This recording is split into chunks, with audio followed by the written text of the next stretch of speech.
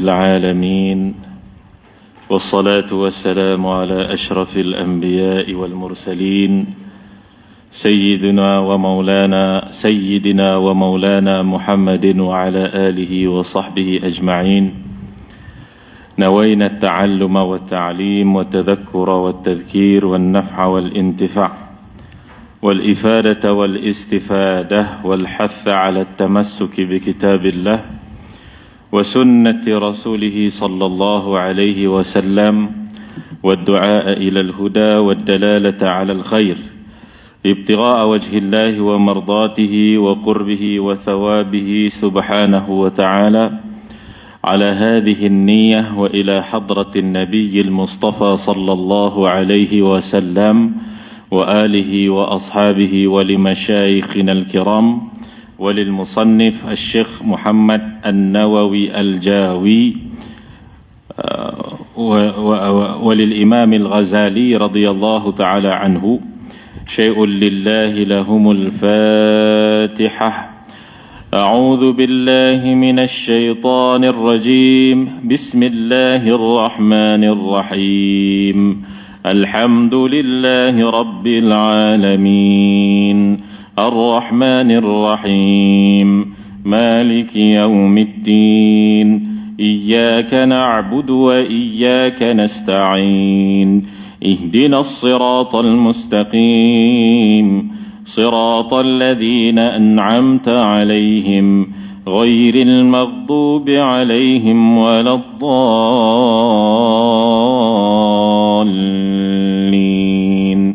آمين. Alhamdulillah, puji-pujian bagi Allah Subhanahu wa taala. Dengan limpah dan kurnianya dapat kita bersama-sama pada hari ini untuk kita sambung mudzakarah kita di dalam kitab syarah bagi Bidayatul Hidayah, iaitulah kitab Maraqil Ubudiyah yang dikarang oleh Syekh Muhammad An-Nawawi Al-Jawi. Jadi insya-Allah kita sambung pada muka surat X 1X. Baik.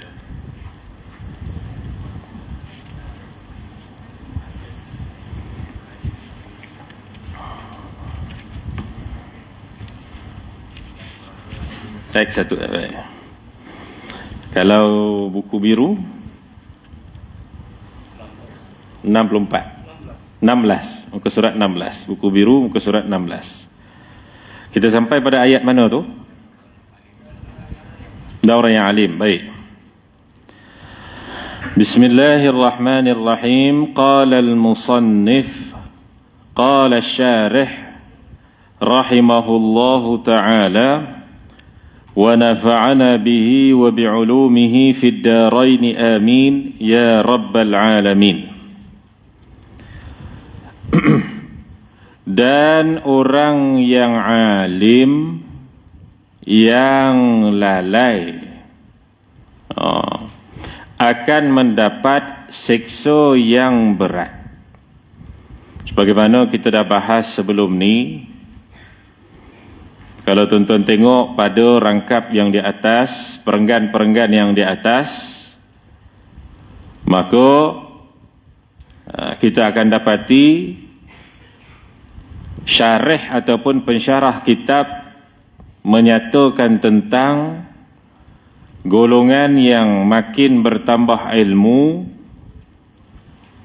lalu syaitan dan nafsu berusaha menguasai sehingga kita rasa bahawasanya diri itu adalah lebih baik daripada yang lain.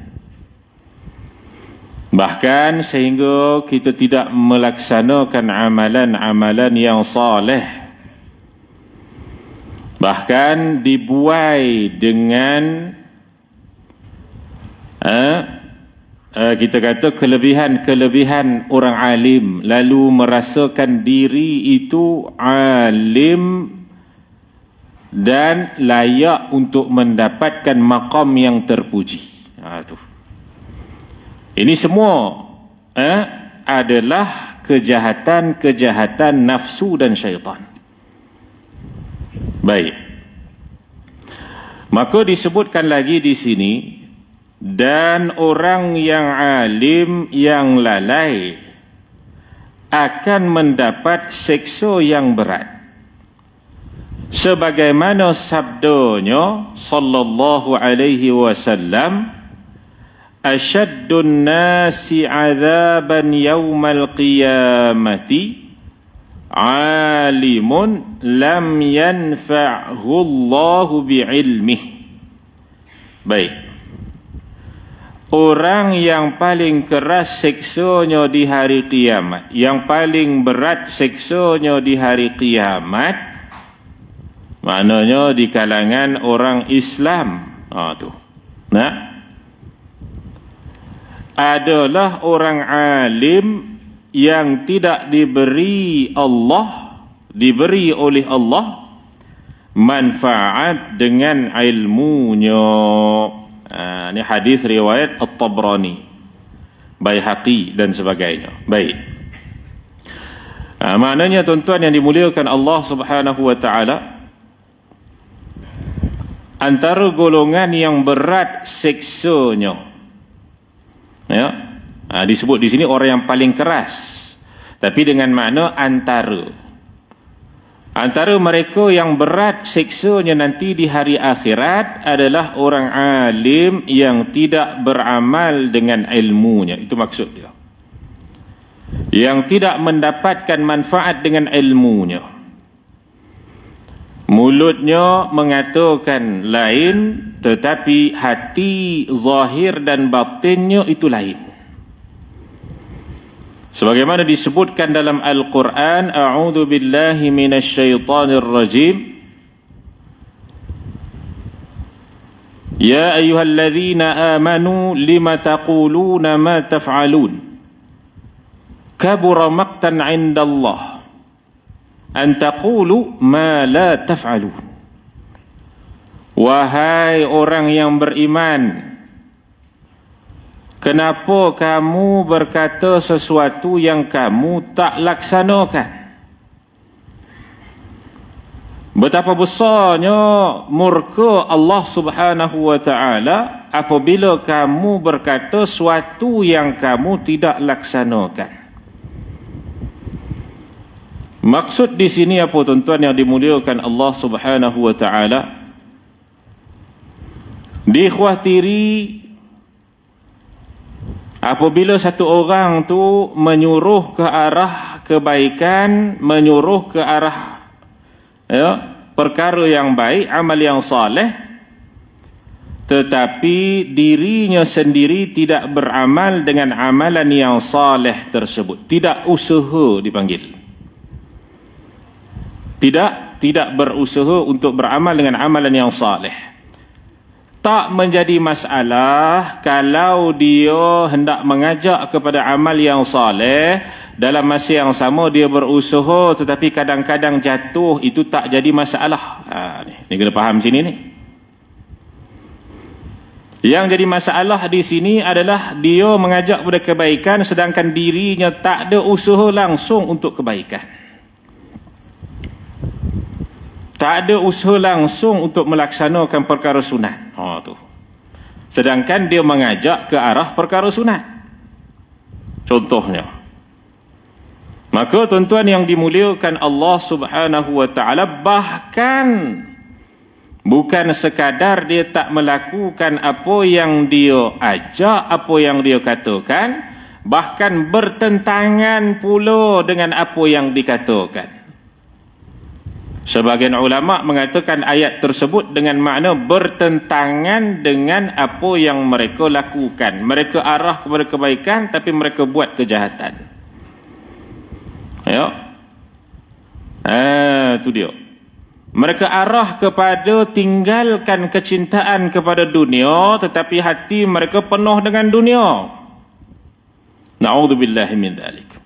Karena itu disebutkan dalam hadis, dalam umat Muhammad sallallahu alaihi wasallam, mafhumnya yang pertama sekali di kalangan umat Muhammad sallallahu alaihi wasallam yang akan dipanggil, yang akan dimasukkan ke dalam syurga ataupun neraka setelah daripada para sahabat radhiyallahu alaihim ajma'in, dan golongan-golongan yang salafun salih, tabi'in dan sebagainya.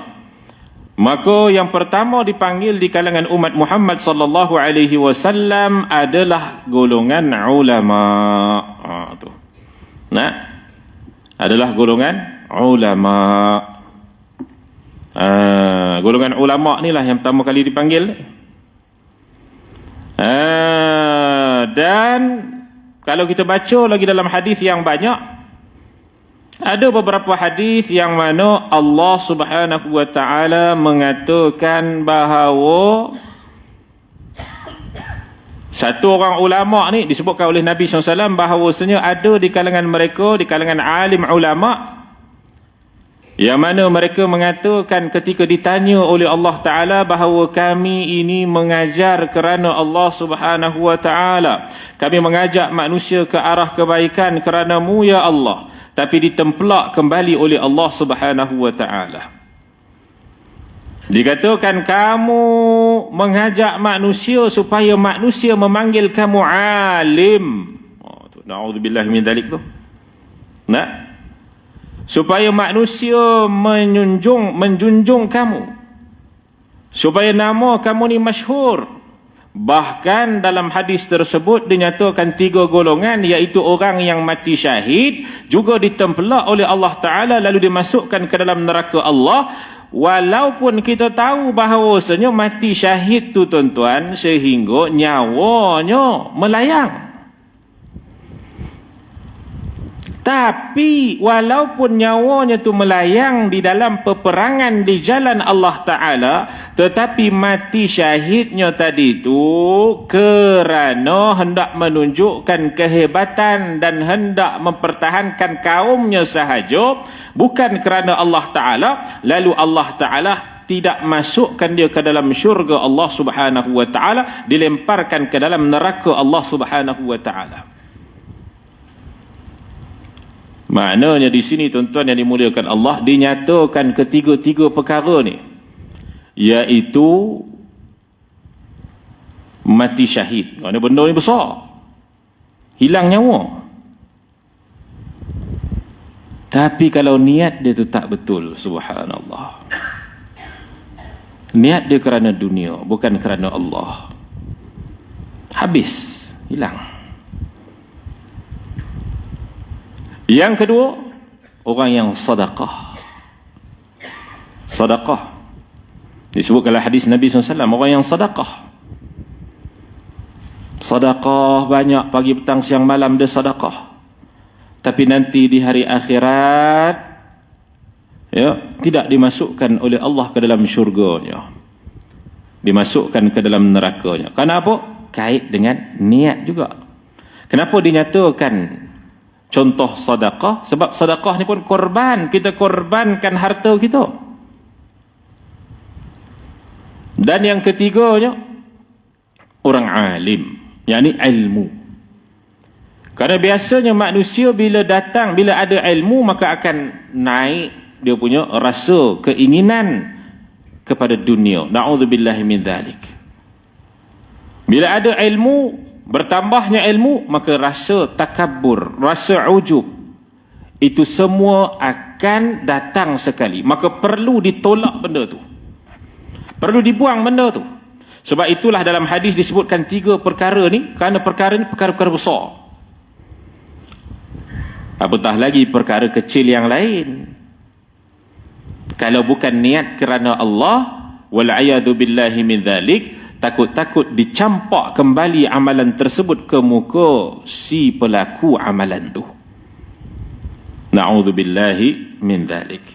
Maka kita pohonlah pada Allah Ta'ala atas kesilapan kita, kekurangan kita, yang mungkin kita lakukan bukan dengan niat kerana Allah Ta'ala. Moga Allah Ta'ala ampunkan dan terimalah amal kita. Amin ya Rabbal Alamin.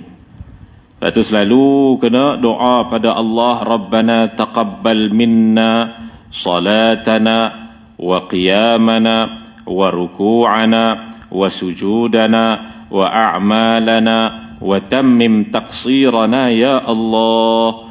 Wahai Tuhan kami, terimalah amalan, terimalah salat kami, rukuk kami, sujud kami dan amalan kami, dan sempurnakanlah yang kurang tu, maafkanlah yang kurang tu ya Allah, dengan bi rahmatika ya arhamar rahim. Tak boleh bahasa Arab, bahasa Melayu tak apa. Baik.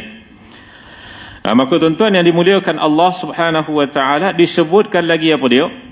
Nabi sallallahu alaihi wasallam sering berdoa sebagai pengajaran bagi umatnya. Apa dia? Allahumma inni a'udzu bika min ilmin la yanfa' wa qalbin la yakhsha'. Boleh juga tambah wa min qalbin, boleh tambah min tengah-tengah tu.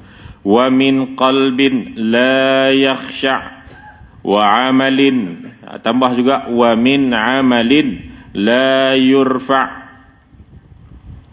wa du'ain, tambah wa min du'ain, nak tambah boleh, tak tambah pun tak apa, tak ada masalah ya. Wa du'ain la yusma', itu dia. Ini dalam hadis diriwayatkan oleh Imam Ahmad bin Hanbal dan lain-lain. Baik, ini doa yang Nabi SAW baca ya? Dan Nabi anjurkan kepada umatnya untuk baca. Apa dia? Ya Allah, aku berlindung denganmu dari ilmu yang tidak berguna. Dapat ilmu tapi tidak beramal, dapat ilmu dikhawatiri pula berlawanan dengan apa yang dia belajar. Tu dia. Dan berlindung denganmu, ada sebenarnya kena tambah gitulah. Dan berlindung denganmu dari hati yang tidak khusyuk. Apa makna hati yang tidak khusyuk? Iaitu lalai daripada mengingati Allah. Tu. Dia khusyuk ni kita faham dalam salat. Tapi di luar salat pun sebenarnya diminta khusyuk juga. Dengan maksud apa dia? Hati yang sentiasa hudurul qalbi ilallah, sentiasa hadir mengingati Allah Subhanahu wa ta'ala. Itu dia. Dan tambah lagi tu, aku berlindung denganmu daripada amal yang tidak diangkat. Itu dia. Itu sebenarnya dia tambah lah tu kan. Kalau kita bahasa Melayu dia tak tulis gitu dah. Dia kata serta amal yang tidak diangkat. Tu. Maknanya apa dia? Amalan yang kita buat kalau tak ada ikhlas, maka amalan tu tak diangkat, dengan maksud takkan sampai ke langit tempat disimpan pahala-pahala amalan kita ni. Jadi macam mana kalau tak diangkat? Dicampak kembali ke wajah si pelaku amalan ni, orang yang buat amalan ni. Na'udzubillah min dzalik. Itu dia. Maka tuan-tuan yang dimuliakan Allah Subhanahu wa taala, rugilah, penatlah apabila satu orang tu beramal tetapi amalan dia tu dicampak kembali. Mungkin dia ni Quran dia baca setiap masa ketika, mungkin dia ni subhanallah salat malamnya tak tinggal, mungkin dia ni salatnya subhanallah memang kita kata sangat-sangat istiqamah dan sebagainya, tapi niat itu bukan dilaksanakan kerana Allah Ta'ala, dikhawatiri tidak ada apa-apa di sisi Allah Subhanahu wa Ta'ala, melainkan haba'an manthura, seperti debu yang berterbangan. Na'udzubillah min dzalik. Maka kita tak nak begitu. Kita kena selalu jaga niat kita. Bila kita dah buat amalan, merayu-rayu pada Allah Ta'ala dalam hati kita ni, ya Allah, terimalah amalanku ya Allah. Jangan rasa selesa. Itu masalah. Jangan rasa selesa bahawa kita dah beramal. Itu dia. Kena selalu, sebab tu dianjurkan lepas salat istighfar, astaghfirullahalazim. Hadirkan dalam hati segala rasa kurangnya salat kita tu masa istighfar tu. Hadirkan dalam hati rasa taubat kita atas kurangnya salat kita. Tu masa istighfar tu. Bukan sekadar lafaz tu. Bukan sekadar kita tuturkan semata-mata. Bahkan kita sebut astaghfirullahalazim. Kalau guru kami mengatakan, hadirkan nikmat dan taubat. Tu. Masa istighfar, hadirkan nikmat dan taubat. Apa benda tu? Hadirkan nikmat Allah Ta'ala beri taufik untuk dapat salat. Itu nikmat. Itu dia. Masa kita ucapkan, ya Allah ampunkanlah aku, ya Allah, hadirkan rasa nikmat. Maknanya apa? Kita merasai taufik, yakni Allah Ta'ala telah beri kepada kita keizinan untuk dapat taat, sedangkan kita ni tak pun menyempurnakan ketaatan. Itu maksud dia. Itu dia. Allah Ta'ala telah beri pada kita rezeki. Itu bila selain daripada salat tu, kita baca istighfar samalah. Astaghfirullahalazim. Hadirkan dalam hati segala nikmat Allah Ta'ala. Hadirkan dalam hati. Beri kita ni rezeki, beri kita ni hidup. Bila kita ucap istighfar tu, maka dia akan jadi apa? Dia akan bawa kepada rasa syukur pada Allah Ta'ala dan betapa menyesalnya kita melakukan kejahatan sedangkan Allah Ta'ala sentiasa beri nikmat. Itu maksud dia. Dia akan hadir begitu tu. Jadi ucapkan astaghfirullahalazim. Kemudian apa? Hadirkan taubat. Taubat apa dia? Taubat atas salat kita yang kurang. Maknanya apa? Hadirkan nikmat dan taubat. Dua perkara tu dalam istighfar. Supaya istighfar kita ni tak kosong. Itu dia. Baik. Serta doa yang tidak diterima. Ini pun masalah juga. Doa yang tidak diterima pun Nabi SAW anjurkan kita daripada berlindung dengan Allah Ta'ala. Sedangkan doa tu kita minta kepada Allah. Macam mana pula tak diterima, terhijab disebabkan dirisaukan kerana dosa-dosa kita. Karena itu dalam satu hadis Nabi SAW, mafhumnya diriwayatkan satu orang yang mana pakaiannya, libasuhu haram, pakaiannya haram, syarabuhu, minumannya haram, makanannya haram, lalu dia mengangkat tangan menadah kepada Allah agar Allah kabulkan doanya, maka doanya tidak akan dikabulkan oleh Allah Subhanahu wa Ta'ala. Itu sebenarnya hadis tu nak menunjukkan kepada kita satu contoh.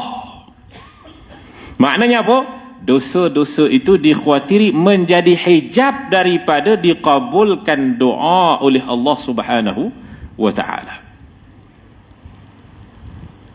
Maka tuan-tuan yang dimuliakan Allah Subhanahu wa Ta'ala, kita berlindung kepada Allah Ta'ala. Minta Allah Ta'ala, ya Allah janganlah tak dikabulkan doa ni. Itu dia. Dan Allah Ta'ala kabulkan doa tu dengan caranya Allah Subhanahu wa Ta'ala. Sebagaimana disebutkan dalam hadis Nabi sallallahu alaihi wa ala alihi wa ashabihi wa baraka wasallam. Maka selalulah baca doa ni. Tak boleh bahasa Arab, baca bahasa Melayu. Tak boleh hafal, tulis ke, bawa kitab ni sekali, baca doa. Itu dia. Ya. Maka doa ni tuan-tuan sangat-sangat mustajab, sangat-sangat berguna, sangat-sangat bermanfaat doa ni. Dan doa ni dianjurkan oleh baginda Rasulullah sallallahu alaihi wasallam. Kalau boleh dalam sehari jangan tinggal doa ni.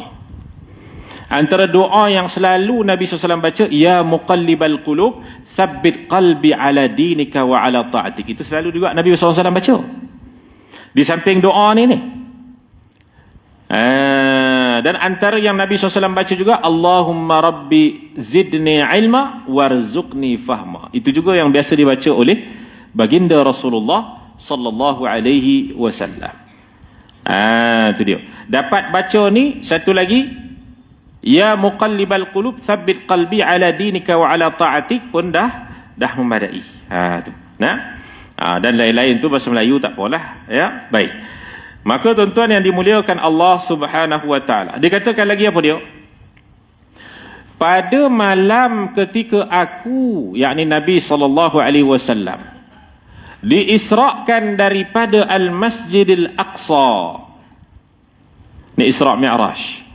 Aku melewati sekelompok orang yang menggunting bibir-bibir mereka dengan gunting yang terbuat daripada api. Bukan gunting bibir tuan ya. Ini dalam riwayat ni gunting lidah. Dia tulis ni gunting bibir. Baik. Kemudian aku berkata, siapa kalian? Nabi SAW diperlihatkan oleh Allah Ta'ala, diangkat hijab, dapat melihat, kita kata golongan yang mana mereka ni gunting-gunting lidah mereka, dah tumbuh lidah balik, gunting balik, tumbuh lidah balik, gunting balik. Tu keadaannya. Maka Nabi SAW pun bertanya, siapa kalian ni? Mereka menjawab, kami adalah orang-orang yang menyeru kepada kebaikan, tetapi kami tidak mengerjakan. Dan melarang berbuat keburukan, tetapi kami lakukan. Itu kita baca tadi tu dalam surah apa namanya, As-Saff kan. Ya ayyuhalladzina amanu lima taquluna ma la taf'alun kabura maqtan 'indallahi an taqulu ma la taf'alun. Wahai orang yang beriman, kenapa kamu kata benda yang kamu tak buat? Tu. Maknanya apa? Suruh kebaikan tapi tak buat. Suruh kebaikan tapi hakikatnya buat jahat. Tu dia. Na'udzubillah min dzalik. Itu dalam riwayat ada apa namanya? Ini disebutkan oleh baginda Nabi SAW ni dalam riwayat Ahmad. Ada riwayat Ahmad lah hadis. Itu dia. Kami adalah orang-orang yang menyeru kepada kebaikan, tetapi kami tidak mengerjakan, dan melarang berbuat keburukan, tetapi kami melakukan keburukan tersebut. Na'udzubillah min dzalik. Ini bukan sekadar pada ulama, ini umum. Tapi kebiasaan yang buat ni adalah ulama. Tu. Kebiasaan yang seru ni adalah siapa? Ulama. Sebab tu, Allah Ta'ala bagi ilmu agama ni, kemudian dipilih oleh Allah Ta'ala ni, satu orang tu dipilih oleh Allah Ta'ala ni untuk jadi alim dalam agamanya. Dia bukan satu benda yang mudah. Kena jaga hati sungguh tu. Kena jaga hati sungguh. Tu dia. Kalaulah subhanallah keluar daripada rumah hanya kerana keinginan dunia, keinginan dunia, maka setiap langkah dia tu dikira tidak mendapatkan pahala di sisi Allah Subhanahu wa taala. Termasuklah apa-apa amalan yang lain. Amalan kita nak melaksanakan solat ke, nak melaksanakan ibadah ke, setiap langkah kita tak dikira oleh Allah Subhanahu wa taala sebagai langkahan ibadah. Maka tuan-tuan yang dimuliakan Allah Subhanahu wa taala, bahkan terkadang manusia datang kepada satu orang alim, boleh jadi orang alim tu inginkan kepada dunia, tetapi boleh jadi orang yang datang untuk belajar dengan orang alim itu inginkan akhirat. Sebab itu disebutkan dalam hadis Nabi SAW, ketika mana Allah Ta'ala nak mencampakkan para alim ulama ke dalam neraka Allah Subhanahu Wa Ta'ala, antara golongan-golongan awal untuk dimasukkan ke dalam neraka Allah, maka orang-orang yang mengaji dulu dengan tuan guru ni tanya, tuan guru masuk neraka. Na'udzubillah min dzalik. Sedangkan disebabkan tuan guru ajar kami ni lah kami dapat masuk syurga. Ini disebutkan dalam hadis Nabi SAW. Dia kurang mafhumnya. Maka tuan-tuan yang dimuliakan Allah Subhanahu Wa Taala, dan riwayat yang banyaklah, riwayat Ahmad dan riwayat Muslim dan lain-lain, diterangkan dengan panjang lebar tentang perkara tersebut. Maka tuan-tuan yang dimuliakan Allah Subhanahu Wa Taala, Asy-Syirbini dalam kitab As-Sirajul Munir yang diriwayatkan daripada Anas bin Malik radhiyallahu taala anhu, bahawa Rasulullah sallallahu alaihi wasallam bersabda, pada malam Isra aku melihat orang-orang lelaki menggunting bibir-bibir mereka, lidah mereka, dengan gunting daripada api. Tu dia. Maka tuan-tuan yang dimuliakan Allah Subhanahu wa taala, itu balasan yang dikenakan kepada mereka yang mengajak ke arah kebaikan tetapi tidak beramal dengan perkara tersebut, tak ada usaha langsung nak beramal. Itu maksud dia. Dan satu lagi, mereka mengajak ke arah kebaikan tapi sebenarnya mereka tak buat langsung, mereka buat kejahatan lagi. Na'udzubillahi min zalik. Baik. Aku berkata, maknanya Nabi SAW bertanya, siapa mereka ini wahai Jibril? Siapa mereka ni yang gunting mereka punya lidah mereka ni wahai Jibril?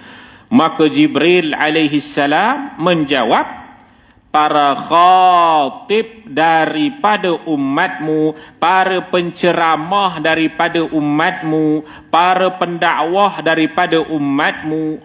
Tu. Para ulama daripada umatmu. Dia khatib ni umum. Khatib ni umum. Maknanya khatib ni boleh jadi dia ni bukanlah ulama tapi dia ajak ke arah kebaikan, termasuk sekali ni. Na'udzubillah min dzalik. Maknanya apa? Dia ajak ke arah kebaikan sedangkan dia tak buat langsung. Kalau dia usaha tu tak apa lagi. Baik. Tu dia. Maknanya apa dia? Para khatib daripada umatmu, yakni penceramah. Tu dia. Mereka menyeru ke arah kebaikan, tetapi mereka lupa akan diri mereka, padahal mereka membaca Alkitab, membaca Quran lah. Sebab itu disebutkan dalam Adabul Mufrad kan. Siapa ada di muka kitab Adabul Mufrad ke? Yang disebutkan oleh Sayyiduna Abdullah bin Mas'ud radhiyallahu taala anhuma, katanya apa? Wasayati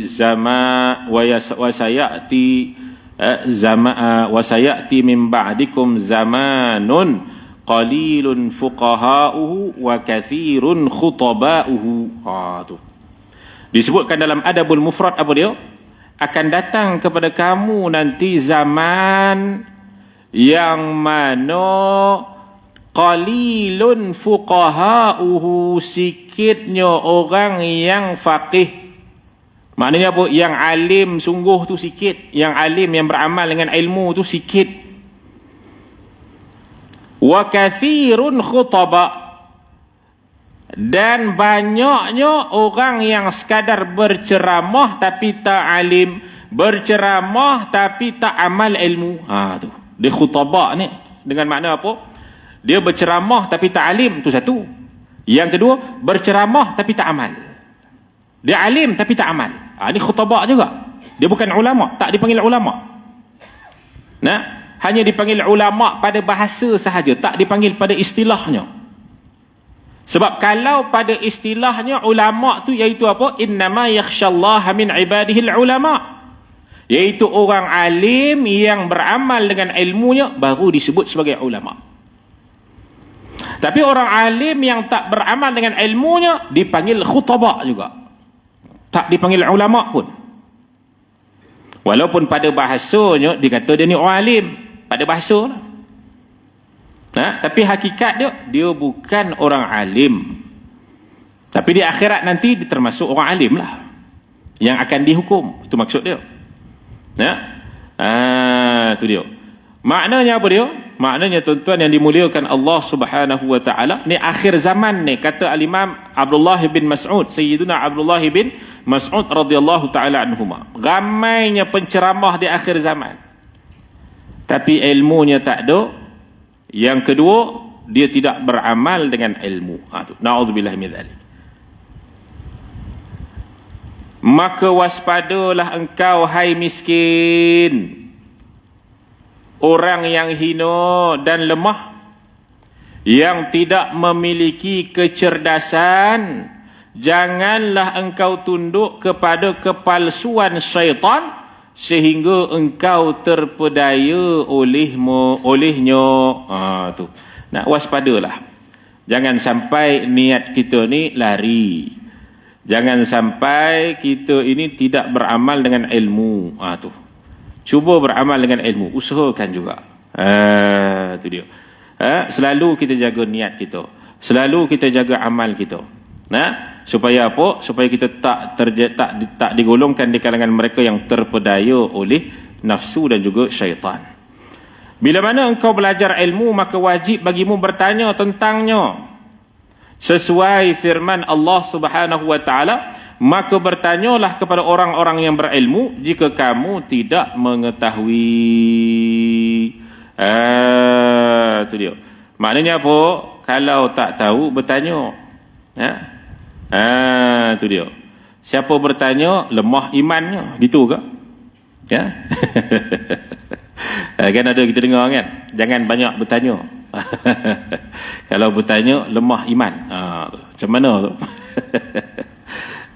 Dia sebenarnya yang saya rasa lah, yang dikatakan banyak bertanya, jangan banyak bertanya tu, itu dengan mana kita kata jangan banyak mempersoalkan benda yang berkait dengan perintah Allah Ta'ala. Kadang-kadang benda yang tak perlu kita tanya juga kan. Sebab tu ada satu orang tu dia tanya, Allahumma salli ala sayyidina Muhammad, kepada Al-Imam Ahmad bin Hanbal, tak silap saya. Ya. Dia tanya kepada Al-Imam Ahmad bin Hanbal, ya, tentang permasalahan najis. Suatu soalan yang tak patut ditanya pun. Saya tak ingat soalan tu apa dia. Tapi dia ada satu soalan yang tak patut ditanya. Maka Imam Ahmad bin Hanbal kata apa? Kamu tak patut tanya soalan macam tu. Tu. Sebab kadang-kadang ada orang ni, dia tanya tu, dia bukan nak tahu sangat pun. Satunya dia nak apa namanya? Nak test. Itu yang pertama lah. Yang keduanya, kadang-kadang dia tanya tu, saja nak tanya benda-benda pelik ni. Itu dia. Itu dia. Saja nak tanya benda-benda pelik ni.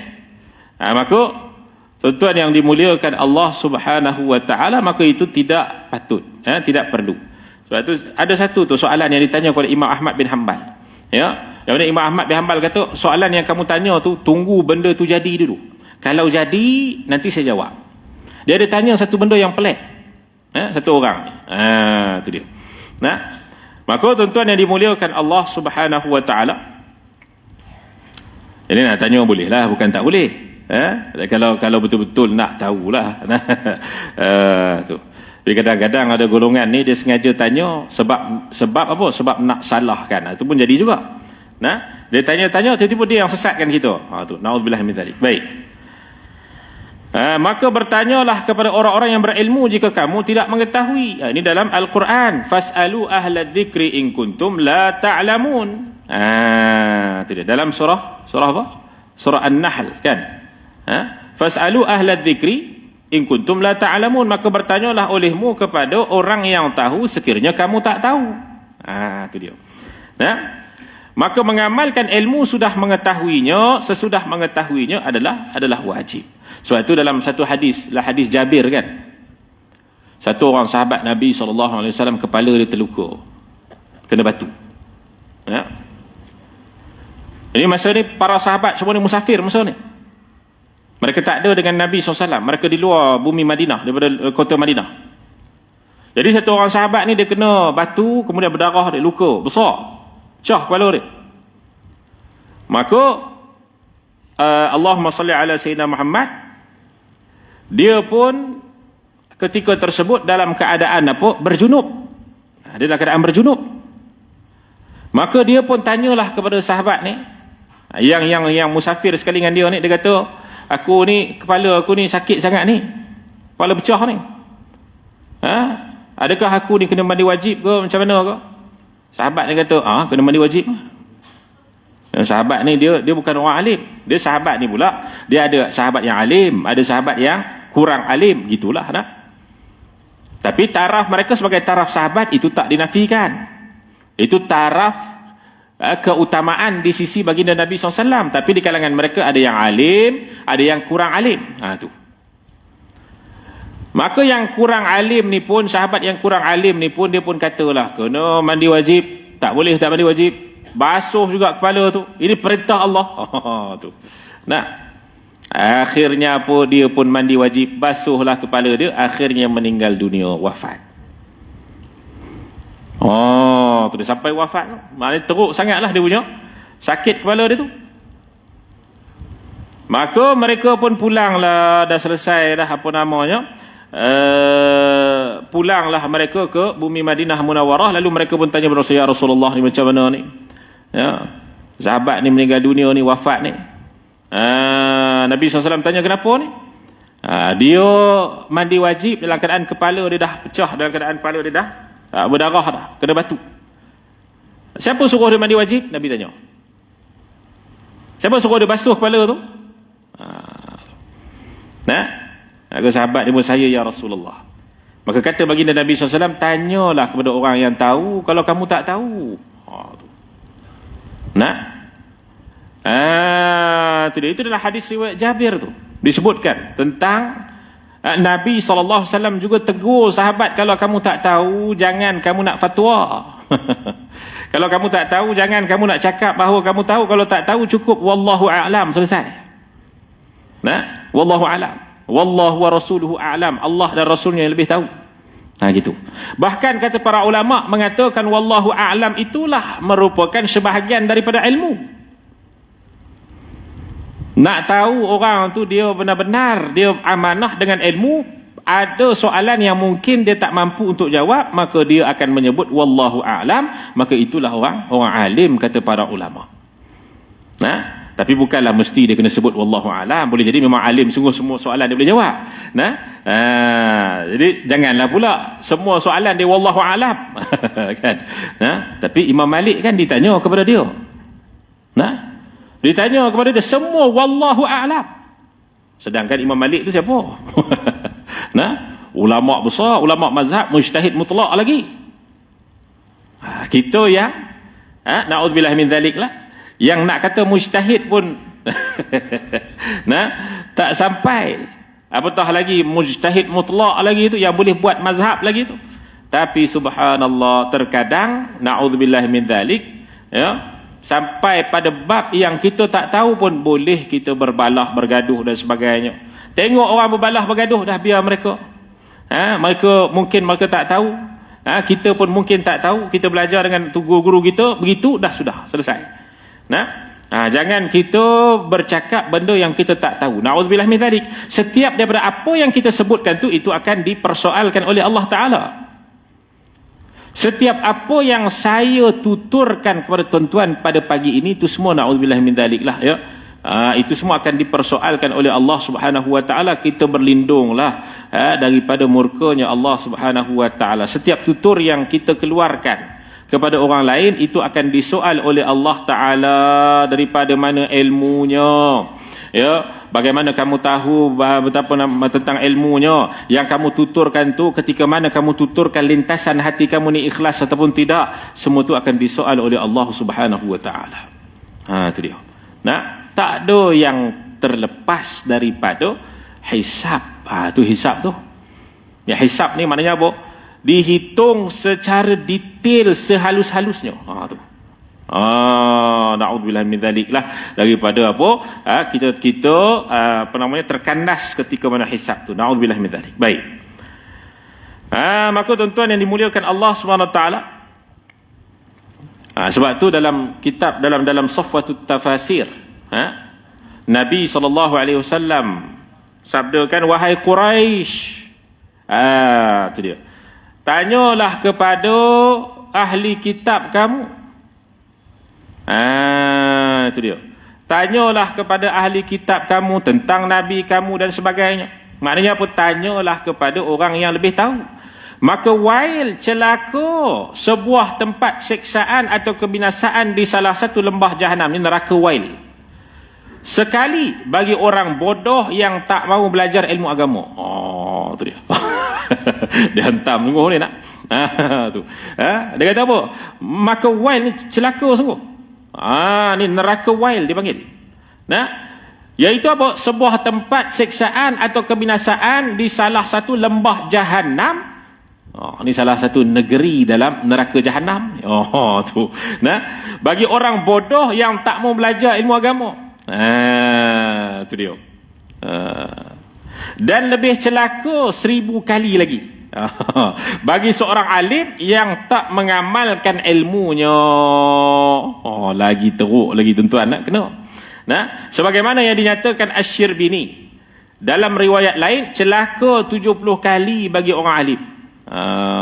Tu dia yang tidak mengamalkan ilmunya. Jadi tuan-tuan ni makin lama belajar makin alim ni. Nah, jadi orang kata apa, tak payah belajar lah, nanti jadi alim lah. Bila dah alim nanti kalau tak buat nanti kena pula apa seksa kan. Gitu ke? Saya pernah jumpa orang macam tu. Dia kata kalau tahu nanti kena buat pula. Baik tak tahu dia kata. Nah, kalau buat nanti kalau kita belajar nanti kang tak buat nanti, lagi teruk pula kena. Tu. Nah, jadi tuan-tuan yang dimuliakan Allah SWT itu salah faham sebenarnya. Mengaji itu benda yang wajib, mesti mengaji.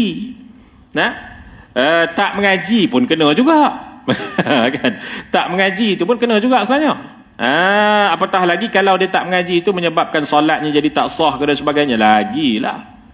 Nah, maka tuan-tuan yang dimuliakan Allah Subhanahu wa taala, bila dia mengaji maka dia amalkan ilmu, dia akan mendapatkan tempat yang lebih tinggi daripada orang biasa yang tidak mengaji. Tu.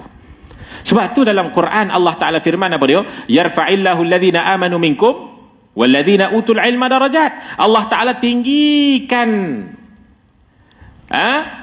orang yang beriman di kalangan kamu dan orang yang menuntut ilmu di kalangan kamu ni dengan ketinggian yang sangat-sangat tinggi darjatnya. Tu. Sebab itu disebutkan lagi dalam Quran apa dia? Qul hal yastawi alladhina ya'lamuna walladzina la ya'lamun. Adakah sama orang yang tahu, orang yang alim dengan orang yang tak alim? Tak sama. Bahkan kalau kita baca tentang kelebihan orang yang belajar ilmu agama ni, Allah Ta'ala mudahkan dia masuk syurga. Tapi belajar tu kena amal lah. Tu. Itu dia punya syaratnya. Dan kena ikhlas. Ikhlas, amal. Tu dia. Nah, bukanlah bermakna belajar tu satu kitab tu kita amal satu kitab ni, bukanlah. Benda yang kita boleh amal lah. Ya. Kita tak buat kejahatan. Kata para ulama, sekurang-kurang amal itu adalah dengan kita tak buat kejahatan dan istiqamah pada perkara fardu dan tambah daripada perkara sunat walau sedikit. Itu yang dikatakan amal tu. Nah, bukan bermakna satu kitab fiqh kita mengaji, fiqh tebal ni semua kena amal lah, kacau lah. Nah. Jadi Imam Syafi'i pula lah kita kan. Nah, itu jangan salah faham pula kat situ lah. Baik. Maknanya kita suruh orang selawat. Selawatlah banyak-banyak, selawat banyak-banyak. Kita selawat sehari 10 kali. Tak ada masalah, boleh je. Nah, yang penting kita selawat juga. Itu maksud dia. Bukan bermakna kita suruh orang sehari ni sepatutnya kalau boleh 1000 kita kata. Kan? Bukan bermaksud kita pun kena 1000, bukanlah. Bukan maksud gitu nah. Jangan salah faham kat sini. Maksud itu kita kata kita menyuruh ke arah kebaikan yang dikatakan tadi yang dapat ancaman, suruh ke arah kebaikan tapi kita sendiri tak buat. Itu yang pertama. Yang keduanya kita suruh ke arah kebaikan tapi sebenarnya kita buat kejahatan. Itu yang dapat ancaman tu. Yang tak dapat ancaman ni dia suruh ke arah kebaikan, mungkin dia suruh bacalah Quran satu hari satu juzuk, tapi dia baca ni satu hari satu muka je. Tak apa, tak ada masalah. Itu masih lagi dalam keadaan kerangka dia melaksanakan amal secara istiqamah walau sedikit. Itu tak apa. Bukan bermakna dia kena amal semua yang dia baca dalam kitab ni, bukan begitu maksud dia. Tu jangan salah faham pula kat situ nah. Baik. Tu dia. Jadi last sekali dia kata apa? Maka perkataannya 1000 kali ditekankan bagi mereka yang tidak mengamalkan, dan perkataan sekali bagi mereka yang tak mahu belajar. Itu lebih jelas dan lebih baik, dan boleh pula masing-masing dari kedua dharaf itu berkaitan dengan perkataannya Dharaf ni tempat lah. Dari kedua tempat itu ataupun kumpulan itu berkaitan dengan perkataannya wail, yang celakalah di kedua tempat itu apabila dengan arti siksaan ataupun dengan arti kebinasaan. Ini sebenarnya dalam hadis riwayat Muslim ni. Dia apa namanya, diterjemahkan daripada hadis riwayat Muslim. Maknanya apa? Kalau orang alim ni tak belajar, apa namanya, tak amal 1000 kali celaka. Naudzubillah min dzalik. Kalau orang yang tak alim, tak amal, maka dia apa? Dikatakan celaka sekali. Itu dia. Tapi kalau dia orang alim, dia beramal, tempat dia bawah para nabi alaihi wassalatu wassalam. Tu je. Jadi kita kena azam. Azam supaya mudah-mudahan kita dapat duduk di bawah para nabi alaihi wassalatu wassalam, para sahabat Nabi sallallahu alaihi wasallam. Radhiyallahu alaihim ajma'in. Kena azam benda tu. Itu dia. Wallahu taala a'la wa a'lam. Nanti insya-Allah kita sambung lagi. Dan hal itu tidak boleh apabila dengan arti lembah di Jahannam. Wallahu a'lam. Ini semua secara ringkasnya tuan-tuan sebagai mau'izah lah, nasihat pada kita.